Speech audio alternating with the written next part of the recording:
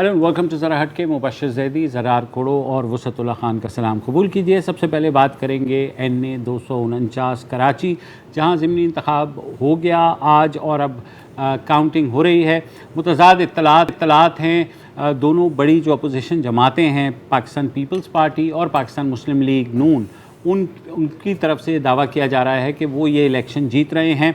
TLP जो कि कलदम तंजीम है मगर इलेक्शन कमीशन में रजिस्टर्ड है, वो उनका कैंडिडेट भी आगे है। सबसे ज़्यादा जो सरप्राइजिंग बात ये है कि ये सीट जो थी वो PTI की थी, जो हुक्मरान जमात है, और 2018 के इलेक्शन में यहाँ से फैसल बावड़ा साहब जीते थे। बाद में जो है उन्होंने सेनेटरशिप कबूल कर ली और सीट को छोड़ दिया। उसकी वजह भी ये है कि उनकी जो अमरीकी शरीयत छोड़ने का मामला था वो शायद उनके गले पड़ने लगा था, जिसके बाद उन्होंने वो किया। मगर अच्छा, सरप्राइजिंग हाँ। आपने कहा, शायद इतनी सरप्राइजिंग नहीं है। अच्छा, क्योंकि जो उस हल्के में घूमे हैं और जिन्होंने लोगों से बात की है, उससे काफ़ी क्लियर था कि ये आप हारने ही वाले हैं। और अल्हम्दुलिल्लाह PTI कराची कि जो लीडिंग लाइट्स और जो इंटेलेक्चुअल और पॉलिटिकल जायंट्स हैं, शायद उनको भी इस बात का पता था। बावजूद आपने लिटरली इस सीट को फैसल बावड़ा साहब को बचाने के लिए कुर्बान किया है। बॉटम लाइन यहाँ पर ये है।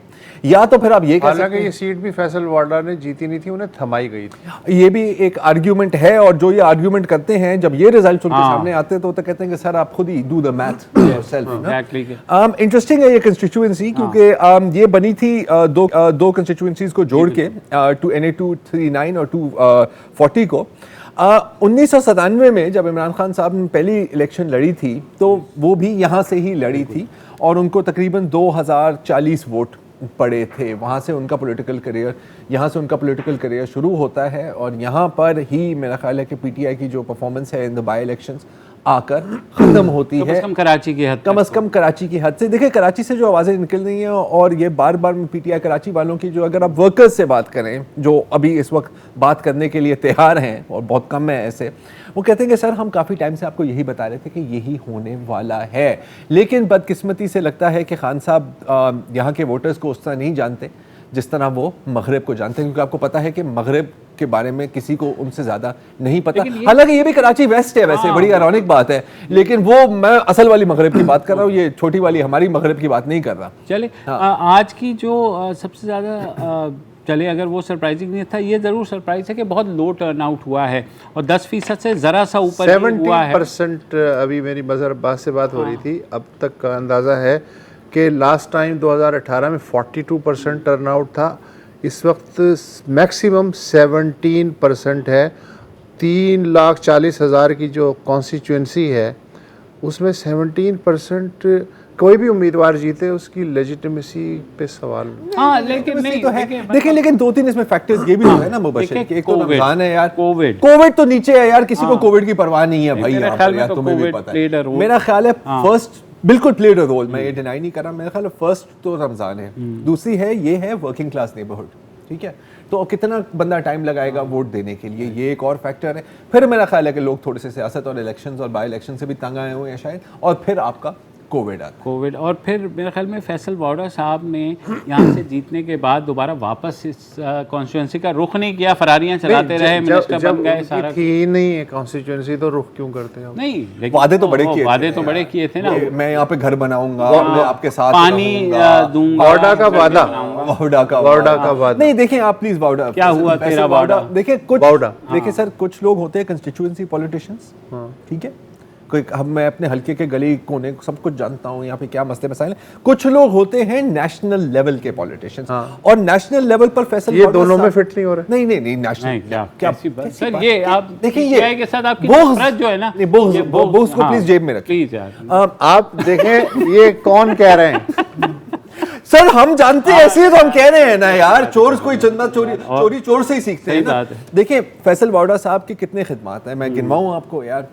कौन ऐसे सियासतदान आपको मिलेंगे कि आपको पता लगा है कि कहीं दहशतगर्दी हमला हुआ है और आप अपनी पतलून की बेल्ट के अंदर 9 mm लेके वहां पे पहुंच जाएंगे। वो चली नहीं, अगर थी ना वो तो बड़ा वो एक अलग बात है, फिर शायद ये इलेक्शन जीत जाते। दूसरी है कि शुक्र है वो सिर्फ जो है ना मैं पिस्तौल लेके नहीं भागे सर, उन्होंने बाकायदा पतलून नहीं, मैं वही तो खतरा तो वही था कि पतलून में उन्होंने यहाँ जब अड़साई थी तो अगर वो चल जाती नहीं वो तो मेरे ख्याल में बहुत सर बड़ा ये नुकसान तो हो जाता। हो सकता है जिमनी इलेक्शन पहले हो जाए। ये मैंने यही अभी कहा है ना यार, मैं कहूँ तो आप नोट ही नहीं करते, ये कहे तो हाँ वाह वाह क्या नहीं बात इसका तो प्रोफेशन है। मैं अपने आप को बिल्कुल फैसल आप एमेचर हैं, ये प्रोफेशनल। मुझे लग रहा है कि मैं फैसल बाउडा हूँ यहाँ पर यार, मुझे इतना बुरा लग रहा है आपको तो लग रहा है। दूसरा अच्छा। दूसरा जब भारत का जंगी त्यारा गिराया था तो भाई खड़ा हुआ था उसके पर के ऊपर झंडे के साथ, और दिस नॉट फॉरगेट फिर भी 249 वाले मुतासिर यार भाई ये ऐसा हल्का है कि लोगों के पास कोई लोग मतलब बेयरफुट चल रहे होते हैं, और फैसल बाउडा ने इज़हार हमदर्दी करते हुए अपना एक जूता टेबल पर रख दिया था। मैं वही तो इतने कि कोई अपना किसी आपने उम्मीदवार को दिखाया कि अपनी इंतखाबी निशान जो है जूता जो है वो टेबल पे रख ले टॉक शो के दौरान। हाँ नहीं ये ख्रुश्चेव के नक्शे कदम पे। हाँ बिल्कुल। अच्छा मजे की बात ये अभी पुतिन आ रहा है आपको मारने। ओके मैं हट रहा हूँ यहाँ से। ये जो है इसमें दो चीज़ें और थी, एक तो MQM थी, तो एक थी MQM वो हम पहले कह चुके, वो एक थी MQM पाकिस्तान जो है वो उसका कोई शायद वजूद ना बाकी रहे, या शायद रहे तो बहुत लिमिटेड सा रहे। PSP ने उनके वोट काटे। हाँ PSP ने वोट काटे, उन्होंने PSP के पता नहीं PSP मुस्तफ़ा कमाल तो मुझे लगता है वो बस हारने के लिए लड़ते हैं, लेकिन अच्छी बात है 97 में खान साहब इसी हल्के से हारे थे। हाँ। ठीक है, अब वजीर आजम है। हाँ। हो सकता है मुस्तफ़ा कमाल के साथ भी ऐसा हो, आप रूल आउट तो ना करें ना।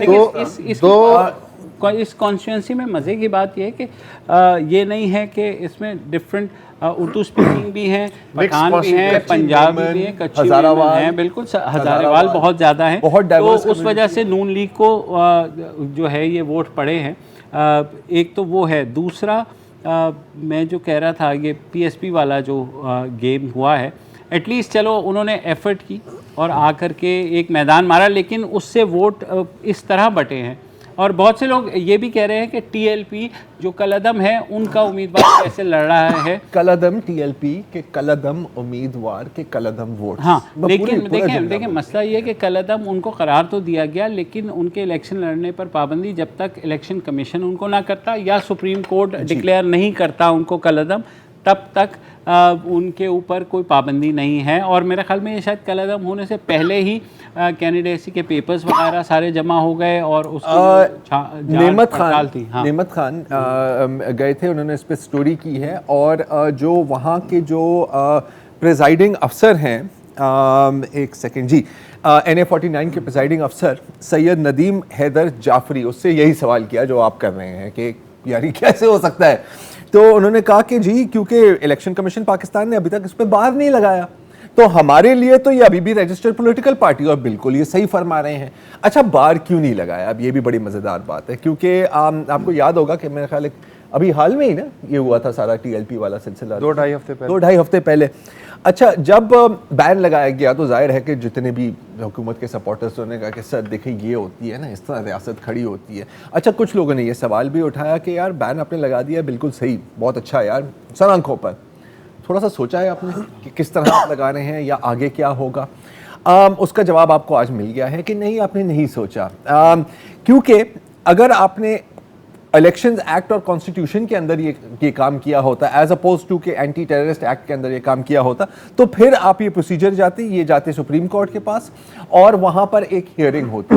आपने आसान काम अपने लिहाज से करने लगा, और आज ही खबर आ रही है, इसकी तस्दीक 100% नहीं है, हो गई है। तो बता दें, उन्होंने फाइल कर दिया इंटीरियर मिनिस्ट्री में कि हमें कलदम करार देने के खिलाफ जो अपील है तहरीक लब्बैक, वो तो इंटीरियर मिनिस्टर ने सजेस्ट किया था कि सर आप इस रास्ते से आ जाइए। अली मोहम्मद साहब ने कहा था इंशाल्लाह ज़्यादा देर पाबंदी नहीं चलेगी, वो हमारे से बहुत बेहतर मुसलमान है। अच्छा जो अगर हम ओवरऑल कराची की भी बात करें ना, तो अभी तक तय नहीं हो रहा कि कराची की नुमाइंदा जमात कौन सी है।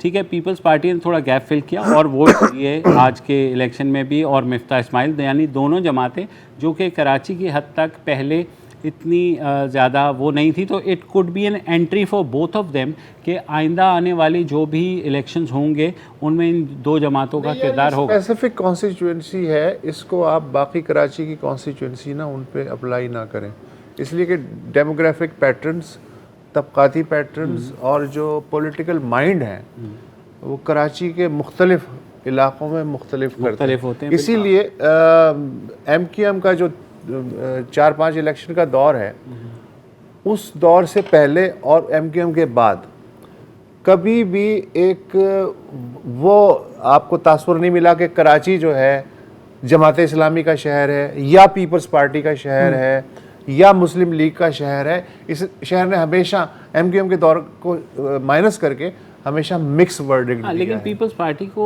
कभी भी मेरे ख्याल में इतने वोट्स नहीं इस शहर में। पीपल्स पार्टी ने 70 में बहुत वोट नहीं 70 छोड़ दे, हम चले गए सिर्फ 2000 की बात करें, हम पिछले 30 साल की अगर बात कर लेना तो पीपल्स पार्टी का तो बिल्कुल नहीं, कुछ हद तक मैं आपसे एग्री करता हूँ। देखिए यारी और मलिर छोड़ के मेरा नहीं ख्याल कि कोई तीसरी सीट पीपल्स पार्टी जो बिल्कुल ऑल पॉलिटिक्स इज लोकल ये कहा जाता है, लेकिन फिर भी एक चीज होगी कि दोनों में ख्याल है कि अब देखो टॉप पे अभी हमें नहीं पता कि कौन है।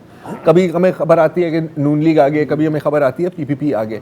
दोनों के लिए कॉन्फिडेंस बूस्टर तो होगा ही, बिल्कुल होगा, ठीक है। लेकिन इस शहर का नेचुरल मिजाज यही है कि ये किसी को एब्सोल्यूट मेजॉरिटी नहीं देते। अच्छा, उस एक्सेप्शनल दौर को छोड़ अगर TLP वाले जो इनके बिल्कुल साथ लगे हुए हैं, अगर TLP का उम्मीदवार ले जाता है फिर क्या होगा? फिर तो बड़ा मजा आएगा, क्योंकि यारी में भी ले जा चुका है तो क्या होगा? नज़ीर अहमद साहब हैं TLP के कल उम्मीदवार, तो वो कह रहे थे कि जी बिल्कुल हम कैंपेन उस तरह नहीं कर सके क्योंकि जाहिर है ये हुआ था और हमें आपने टेररिस्ट ऑर्गेनाइजेशन डिक्लेयर कर दिया था और हमारे वर्कर्स थोड़े से खौफजदा थे कि हमें गिरफ्तार किया जाएगा। हमारा वोट बेस इंटैक्ट है और हमारे साइलेंट वोटर्स तैयार हैं जो आपके सामने हैं। उनके साइलेंट वोटर्स इतनी ऊंची आवाज में बोल रहे हैं जितना PTI के साइलेंट वोटर्स नहीं बोल रहे। तो बिल्कुल ऑल पॉलिटिक्स इज लोकल, लेकिन अगर आप नंबर 1 से लास्ट नंबर के लिए compete कर रहे हैं ना sir, then there is a bigger problem then the constituency. बात करेंगे, एक वक्फा लेते हैं, वक्फे के बाद।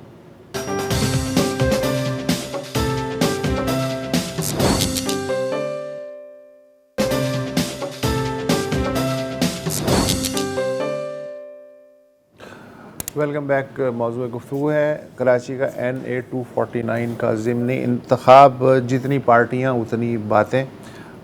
सूरत हाल जो है वो उलझी हुई है, लेकिन ऊपर की सूरत हाल कदर क्लियर लग रही है। मुस्लिम लीग नून, पीपल्स पार्टी, नीचे की भी काफ़ी क्लियर लग रही है। अच्छा, नीचे की सूरत हाल की सूरत ये है कि अब तक के जो आंकड़े हैं उसके हिसाब से PTI नंबर 1 से आखिरी उस पे चली गई है, लेकिन आप चौथे नंबर पे है। आप वक्फे से पहले ये बता रहे थे कि वो किसी ने ट्वीट किया PTI के हामी ने कि जो है घबराना नहीं है। PTI ने सबको आगे लगाया हुआ है 249। अच्छा, मुझे एक तो सिग्निफिकेंट अगर मुझसे पूछें कि जी क्या है, नंबर 1 PTI नंबर 1 से 4th या लास्ट पोजीशन पे आ रही है। दूसरी सिग्निफिकेंस ये है कि पीपल्स पार्टी 2018 के इलेक्शन में इस कॉन्स्टिट्यूंसी में ये 5वें नंबर पे थी और इनकम्बेंसी का जो फैक्टर है और जो बातें होती हैं उस हिसाब से खुशगवार हैरत है कि 5th नंबर से कम से कम नंबर 2 पे आ गई है। अगर 1 पे नहीं भी आ रही तो 2 पे आ रही है। तो ये है। अच्छा, एक बात मैं आपको बताऊं, ये जो हल्का है ना, ये एक बड़ा, जबकि लियारी में पीपल्स पार्टी ने लूज किया लेकिन यहाँ इनका असेंड। अच्छा, अब थोड़ा सा अगर हम पीछे जाएं तो ये बड़ा एक इंटरेस्टिंग किस्म का हल्का है। एक तरह से ये पाकिस्तान, ये कराची का खैबर पख्तूनख्वा है, इसलिए नहीं कि वहाँ पर पश्तून हज़ारों वाले रहते हैं, क्योंकि ये हर इलेक्शन में नए बंदे को लाते हैं। अब मैं आपको बताता हूँ, आपने PPP की बात की, 2008 में अब्दुल कादिर पटेल साहब यहाँ से पीपल्स पार्टी के हैं विद अबाउट 56-57,000 वोट्स, ठीक है। अगली 2013 के इलेक्शन में MQM के मोहम्मद सलमान बलोच जीत जाते हैं अबाउट 40,000 वोट्स में, और फिर 2018 का तो आपको पता है कि फैसल वावडा बिल्कुल कांटे का मुकाबला होता है और 722 वोट से जीत जाते हैं शहबाज शरीफ के सामने। यार क्योंकि वो तो नहीं हो सकता था ना। हालांकि मुझे याद पड़ता है चंद घंटे पहले हम सुन रहे थे कि शहबाज शरीफ 6,000 6,500 वोटों से जीत रहे थे। फिर आपको पता है कि सर, इसलिए कहते हैं ना, हर सुनी सुनाई बात नहीं। बहरहाल देखो, मसला पता है क्या होता है इनके साथ, और सिर्फ ये यहाँ की बात नहीं है। जब आपके उम्मीदवार की नजरें अपने हलके पर नहीं है, बल्कि बनी गाला पर हैं, तो ऐसा ही होगा। ठीक है, जब आपका ख्याल है कि हमने ग्राउंड पर काम करने की कोई जरूरत नहीं है, हम हैशटैग चला लेंगे, तो ऐसा ही होगा। हल्का इन हल्का, हल्का इन हल्का। और इनके जो और बदकिस्मती से, मुझे पता है कि बहुत लोगों को ये बहुत बुरा लगेगा, लेकिन सिर्फ तनकीद करने वालों को गालियां सुनाने से किसी का जहन नहीं बदलने वाला। एंड फाइनली ट्विटर और टॉक शोज के क्लिप्स वजीर आजम को भेजना, और ये अगर आपका परफॉर्मेंस रिव्यू है, अब उस आदमी देखिए सर मैंने क्या किया, तुम क्यों उसके बारे में बात ये है बिल्कुल 49 से अब उसका क्या लेना देना? सेनेटर साहब हैं वो। और ये इलेक्शन जो अगर याद रखा जाएगा हिस्ट्री में, तो इसलिए याद रखा जाएगा कि एक शख्स को बचाने के लिए उसकी पार्टी ने एक पूरी सीट कुर्बान कर दी। कुर्बान कमाल है, कुर्बान जाऊं, ये मतलब सीरियसली मैं वारी वारी जाऊं। सही बात। तो बहरहाल देखते हैं अब अभी क्या है। पीपल्स पार्टी अभी भी दावा ये कर रही है कि उनके पास जो फॉर्म 45 हैं 112 पोलिंग स्टेशंस के 276 में से, उसमें वो लीड कर रहे हैं, और उनके मुताबिक टीएलपी सेकंड नंबर पर है और नून लीग थर्ड नंबर पर है, जबकि नून लीग ये दावा कर रही है कि हम पहले नंबर पर हैं और बाकी सारे। तो इंटरेस्टिंग तो होगा मुकाबला, मगर ये ज़रूर देखा जाएगा। सबक नहीं सीखना किसी ने, नहीं सब और किसी से। अच्छा, ये पैटर्न हुकूमत हुक्मरान जमात इससे सबक नहीं सीखेंगे। इस पैटर्न को जब भी ऐसा होता है, हम यही सोचते हैं कि जी यार थोड़ा सा कॉस्ट करेक्ट कर लो। 2.5 साल हो गए सर, अगर चढ़ता हुआ सूरज धूप नहीं देता तो यार ये जो पैटर्न है 249 का 2.5 साल की रोशनी में अगर आप देखें, तो मुझे इसलिए कोई हैरत नहीं है कि अब तक जितने भी ज़िमनी इलेक्शन हुए हैं खैबर पख्तूनख्वा में या सूबा पंजाब में कहीं भी, मेरा ख्याल है सिवाय एक आध सीट के दीर के हाँ जो कि ओरिजिनल जमात इस्लामी की थी लेकिन पीटीआई ने हासिल की, बाकी कोई सीट इन्होंने रिटेन की है, इवन अपनी भी एक आध कोई की है, लेकिन ये है कि ज़्यादातर इन्होंने लूज़ किए हैं, जो कि इंडिकेशन है। मसला ये कि फेडरल गवर्नमेंट जिस पार्टी के पास फेडरल गवर्नमेंट है, जिस पार्टी के पास 2 सूबे हैं और तीसरे सूबे में एक तरह से 2.5 सूबे हैं, फ्रेंडली गवर्नमेंट 2.5 सूबे हैं, उसके लिए back to back by elections lose करना। और बाय इलेक्शंस आपको पता है ऑलवेज फेवर जाता है गवर्नमेंट्स को। यार मुझे समझ नहीं आती कि कराची में 14 MNAs, ठीक है, आपके एक सीट अभी अगर आपसे चली गई तो 13 रह जाएंगे, लेकिन उन 14 MNAs के होते हुए हमें वो एक्टिविटी नज़र ही नहीं आई किसी भी पीटीआई के कोई। हाँ, लेकिन क्योंकि इस कॉन्स्टिट्यूएंसी में एमएनएस वगैरह तो घुस नहीं सकते ना। वो सर वो वैसे तो जा सकते हैं, नहीं एमएनएस जा सकते हैं, लेकिन ये है कि वज़रा और वो नहीं जा सकते जिनकी अथॉरिटी होती है। जब आपकी नज़रें हल्के और काम पर नहीं होंगी, आपकी होंगी कि मैं बॉस को कैसे खुश कर सकता हूँ, तो यही होता है। मैं आपको बताऊँ और क्या होने वाला है यार। फवाद चौधरी साहब जिनसे हमने कल बात की और बड़ी रीज़नेबल बात करते हैं, उन्होंने ये ट्वीट की कि तमाम तब सर्वे ये बता रहे हैं कि पीटीआई जो है ये सीट रिटेन करेगी और जीत जाएगी। नहीं तो हुकूमत का वजीर और क्या ट्वीट करेगा मुझे नहीं, बिल्कुल देखें, लेकिन असद उमर ने भी ये की कि देखें हमने कारकुन को वोट दिया और वो जीत के दिखाएगा। नहीं बिल्कुल, सर्वेस कमोपेश बिल्कुल बात सही कर रहे हैं, सर्वेज यही कह रही थी। इसलिए मैं कहता हूं कि कभी सर्वेज को ना देखा ही ना करो, ठीक है। हिलरी क्लिंटन को भी तो चला रही थी ना सर्वेज, आपको याद नहीं है? सर्वेज छोड़े यार, सर्वेज में क्या होता है यार, 100 में से एक बंदे से आपने पूछ लिया कि क्या करना है, आपको क्या पता है वो सच बोल रहा है झूठ बोल रहा है। यार तुम्हारी समझ नहीं आ रही, तुम पीटीआई की तरफ हो इस इलेक्शन में या पीटीआई की हो, ये बात मेरी अब तक मैं तो सिर्फ कलदम जमातों के साथ। जब ये अभी समझाते हैं आपको, ब्रेक पहले वक्फा लेते हैं।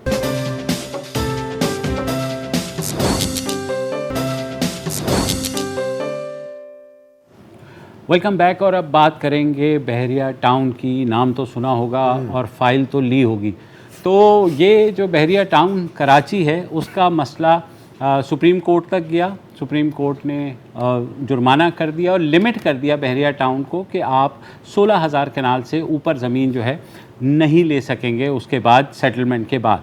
मगर गुज़िश्ता बरस हमने देखा कि बहरिया टाउन की तरफ से कोशिश हुई कि बहरिया टाउन कराची के जो आसपास के गोट हैं उनकी तरफ पेशकदमी हुई, कुछ को कब्ज़ाया गया, लोगों को डराया धमकाया गया और उसके बाद जो है कुछ ज़मीन कब्ज़ा ली गई और वहाँ पर गोट के लोगों ने उसको इंतज़ामिया की मदद से, इंतज़ामिया की, और वही मैं आ रहा हूँ, इंतज़ामिया की मदद, सिंध पुलिस, सिंध हुकूमत, सबकी मदद थी। जाहिर है सिंध पुलिस खुद से उठ के तो नहीं जाएगी, उनको कोई कहेगा कि आप जाएं और गोट वालों को वहाँ से हटाएं। तो ये गुज़िश्ता बरस भी हुआ।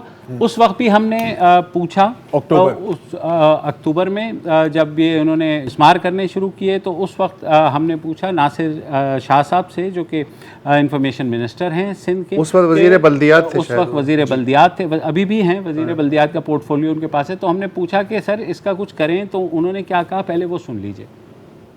इंटरिम में या आज कोई एक ऑर्डर आएगा ऑफ सीज एंड डिसिस्ट जब तक ये इंक्वायरी हो, या ये काम चलता रहेगा? ये सवाल है मेरा आपसे। देखें, काम तो रुकवा दिया गया है, ऐसा नहीं है कि काम हो रहा है इस वक्त, और ये इसको चेक किया जाएगा कि कौन ज्यादती कर रहा है। देखें, यहाँ पे मुख्तलिफ ज़रार साहब आपके इल्म में है कि रिपोर्ट्स आती हैं, कहीं पे बहुत सारी जो अलॉटेड ज़मीन है वहाँ पे भी कब्जे हो गए हैं। फिर दायरे गाँव या जो गोट हैं उनकी एक हद बंदी होती है कि वो मुकर्रर होते हैं जो इतने अरसे से हैं, फिर वो आगे भी बढ़ाए जाते हैं।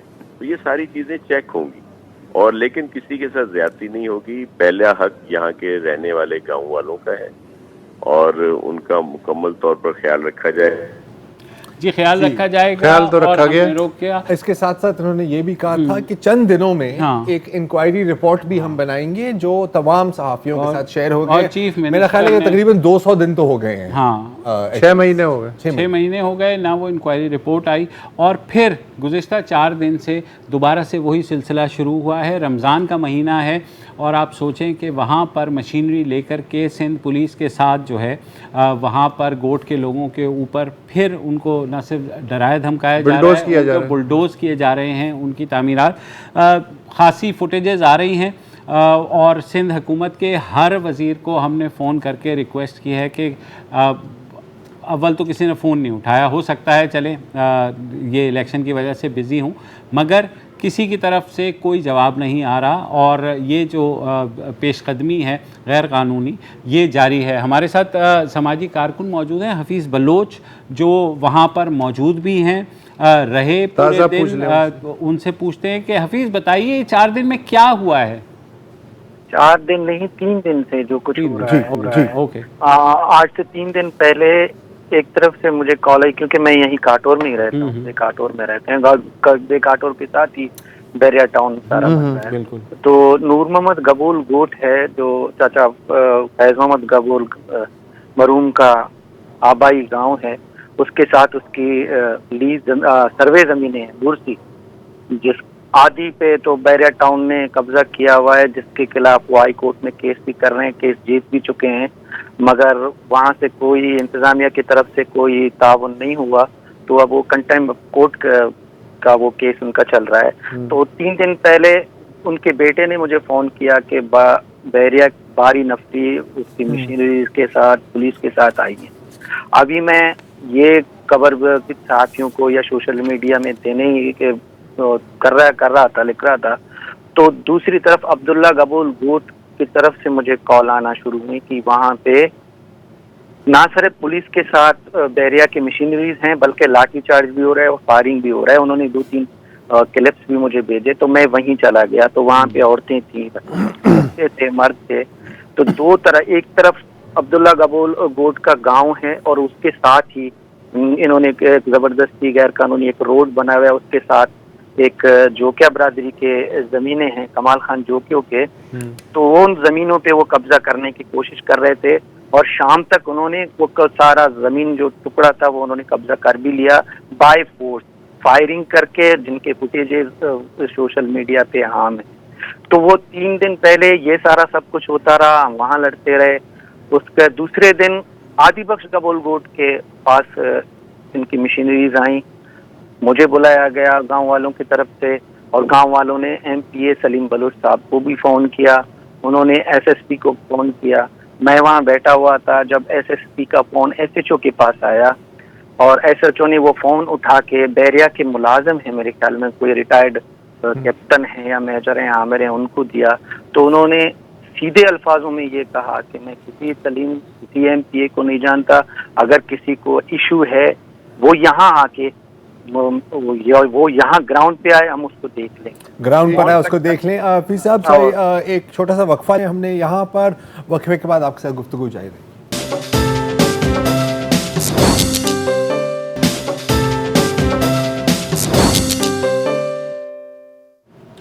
Welcome back. मौजूद गुफ्तगू है बहरिया टाउन और जो मकामी सरकारी इंतज़ामिया है उनकी जानिब से गोठों के ख़िलाफ़ ऑपरेशन। इस वक्त हमारे साथ समाजी कारकुन हफीज़ बलोच साहब मौजूद हैं। हफीज़ बलोच साहब, अब वक्फे से पहले आप ग्राउंड सिचुएशन बता रहे थे, मेरे जहन में एक सवाल आया कि आम तौर से होता ये है कि जब आप बिल्डोज़र लेके जाते हैं, काबिज़ पार्टी, गिराने वाली पार्टी, तो वो नाम के लिए सही एक आध पर्चा लेके जाती है कि भाई हम सरकार की तरफ से आए हैं या हमें ये हुक्म अदालत ने दिया है। तो इस तरह का कोई उन्होंने ऑपरेशन शुरू करने से पहले मकामी लोगों से कहा कि जी हमारे पास ये कागज़ है, या उन्होंने 2-3 दिन पहले उन्हें वार्निंग दी कि भैया ये हमारी ज़मीन है, आप लोग गोट छोड़ के चले जाएं? कोई इस तरह का तकल्लुफ़ किया था या अचानक आगे बसमारी शुरू कर दी? नहीं, अचानक आते हैं और कहते हैं कि अगर आपके पास कोई कागज़ है, पहले से कोई नोटिस नहीं देते, अचानक जमीन पे आ जाते हैं बिल्डोजर के साथ, पुलिस और उसके अपने गार्ड भी उनके साथ होते हैं। तो वो ऐसे दहशत अंदाज, वो जो कहते हैं ना, डराने के अंदाज में कहते हैं कि अगर आपके पास कोई कागज है तो हमें दिखाओ। रेवेन्यू का बंदा, तपेदार, वो हमारे पास बैठा हुआ है, वो इसको चेक करेगा। उसके बाद अगर जमीन आपकी है तो आपको पैसे मिलेंगे, पैसे नहीं भी लोगे तो जमीन आपकी जाएगी। यही अल्फाज उन्होंने वो 2 दिन पहले मेरे सामने बोले थे कि अगर ये जमीन हमें चाहिए, यहाँ से हमें रास्ता निकालना है, अगर आप ये नहीं दोगे तो आपको अल्टरनेट जगह के साइड वाली जमीन देनी पड़ेगी। तो गांव वालों ने, जो आदिबख्श गबोल गोट के जो मौजूद थे, उन्होंने अपनी जान छुड़ाने के लिए खौफजदा होकर उन्हें कहा कि हमारी गांव की जमीन आप छोड़ो, इसमें हमारे दरख्त लगे हुए हैं, हमारी फसलें हैं, साइड के जमीन पे आप जाओ, जो करना है करो, हमारी जान छोड़ दो। तो उन्होंने एक मुझे ये बताइए, सिंध गवर्नमेंट का क्या इसमें मौक़िफ़ है? सिंध गवर्नमेंट पूरी तरह से मिली हुई है बहरिया टाउन के साथ, क्या है ये? देखिए, इंतजामिया जो पुलिस, जहाँ तक पुलिस का ताल्लुक है तो पुलिस उनके साथ मिली हुई है। एसएसपी या अहकामात एसएसपी के, नहीं, पुलिस अपने तौर पे तो नहीं आ सकती ना, सर जो है वो खुद से तो नहीं कर सकता ना ये। और तो बात भी यही है ना कि इतने दिन, 3 दिन से सोशल मीडिया पे ये सब कुछ चल रहा है, लेकिन सूबाई गवर्नमेंट की तरफ से कोई भी रिएक्शन नहीं आया, कोई बयान भी नहीं आया, कोई वजाहत भी नहीं आई। तो आपके तो अपने राब्ते बहुत हैं, आपने खुद पता करने की कोशिश की? अच्छा, आज का वाकया मैं आपको बता दूं, फिर आपको अंदाजा हो जाएगा कि क्या नहीं है। आज जिस जमीन आदिबख्श गोट के साथ वाली जमीन के साथ ही एक हमारे अपने मौजूद हैं दाद करीम बलोच की जमीनें हैं, और दाद करीम बलोच की जमीनें, और दाद करीम बलोच सलीम बलोच के कजन हैं जो पीपल्स पार्टी के एमपी हैं, मेरे दोस्त भी हैं। उनकी जमीनें आज सुबह उनकी जमीनों पे आए, उनके जमीनों पे आए तो गांव के लोग वहां चले गए। उसके बाद दाद करीम भी आए तो उनके सामने बैठ के जो बात हुई, जो वो आमिर साहब जो बहरिया के मुलाजम हैं, वो ऐसे बात कर रहे थे कि वो सारे यहाँ के मालिक हैं, पैसे चाहिए, जमीन हमें चाहिए। तो उन्होंने कहा कि भाई आप कौन होते हो ये बात करने वाले, हमें जिनसे बात करनी है हम बात करेंगे, आप तो मुलाजम। उनका नहीं, मैं अथॉरिटी हूँ यहाँ पे, आप मुझसे बात करें। तो ये है, एक उसका कजन है एमपीए का, वो भी आके जमीन पे लोगों को अपने साथ मिला के बात कर रहा है।